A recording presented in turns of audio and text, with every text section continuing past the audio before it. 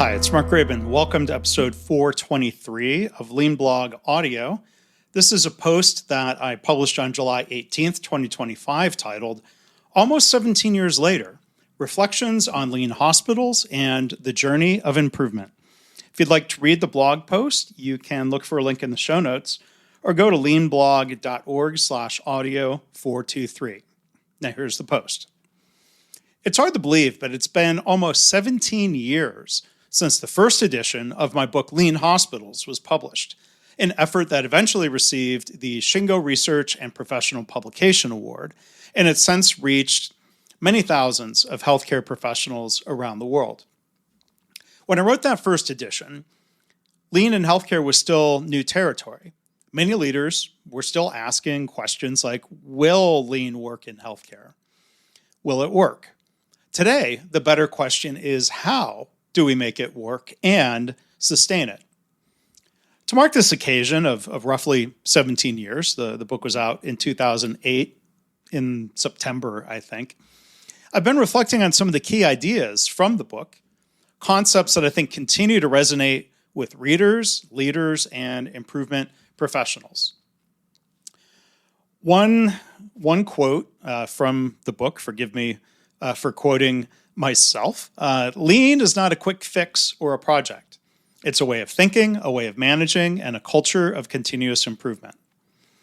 Because too often, organizations treat lean like a flavor of the month or a toolkit, something they roll out, evaluate, and maybe eventually shelve. But lean is more than a set of tools. It's a way of looking at work, people, and problems with both humility and curiosity.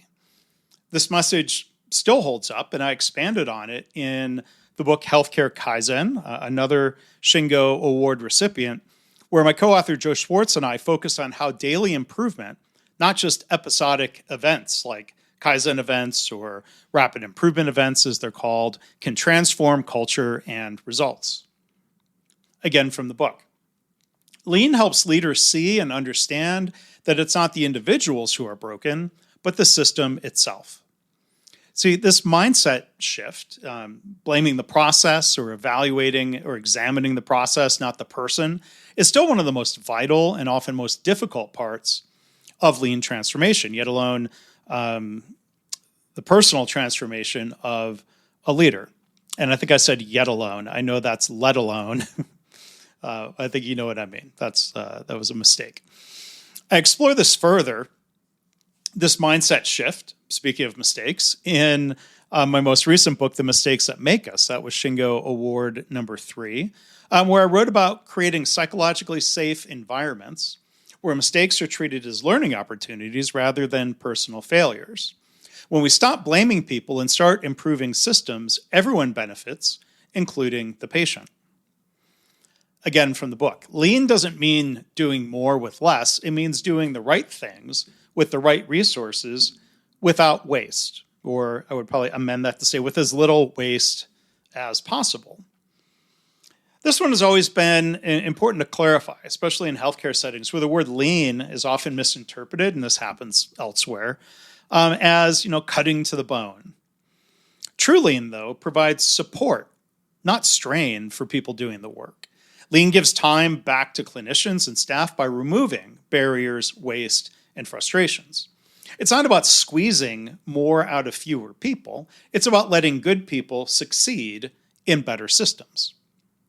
From the book again, a lean health system respects and supports staff. It doesn't overburden, blame, or ignore them.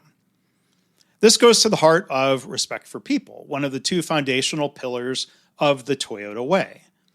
In my experiences, whether at the bedside, in the lab, or in an executive boardroom, this principle, it's often forgotten when lean is applied in a superficial or top-down manner. Respect isn't just about it's not really about being nice. It's about listening, engaging, and designing systems that allow people to thrive. And that's something I continue to write and speak about, I think, in all my work. Again, from the book, the goal isn't perfection. The goal is to get a little better every day together. Well, okay, I might amend this a little bit. I mean, the goal is perfection, but the practical goal, I think we realize, we're not going to get there. So let's not beat people up for not being perfect. Let's keep improving. That last idea from the book connects directly to the spirit of Kaizen, or continuous improvement. It's about progress, not perfection. We don't need dramatic one-time changes to make meaningful improvement. We can also do this through consistency, reflection, and learning. That mindset is what powers organizations and helps create vibrant improvement cultures. It's also what helps individuals grow through their own, if you will, mistakes that make us. And a quote that I think is even more urgent today on the topic of blame again. Lean helps us stop blaming people for systemic errors and start fixing the systems that set them up to fail. Now, this might be the quote I feel most strongly about here still today. Whether we're looking at sentinel events in hospitals or everyday minor miscommunications, the tendency to search for who is to blame instead of what went wrong or how it went wrong is deeply ingrained, and it's dangerous. Lean thinking helps shift the focus to root causes and system design. And in both books, Lean Hospitals and The Mistake That Make Us, and I think even in Healthcare Kaizen, I've tried to show how this shift isn't just more effective, it's more human. Now, if you go to the blog post, leanblog.org/audio423, there are some images that you could share with your team or on social media if you're so inspired with those 5 key quotes from the book. So 17 years later, I'm still learning. I'm still refining how I think and teach these concepts. Still seeing the incredible impact that Lean can have in healthcare when applied thoughtfully and respectfully, in keeping with Lean principles. Now, so I want to thank everyone who's read, shared, critiqued, or taught from the book Lean Hospitals. It's now in its 3rd edition. It's been translated into 8 languages. I think that's the number. I think it's 8. I'd love to hear what quote or concept from the book has stuck with you, or what lessons have helped you the most in your journey. So again, for the blog post here, go to leanblog.org/audio423. Thanks.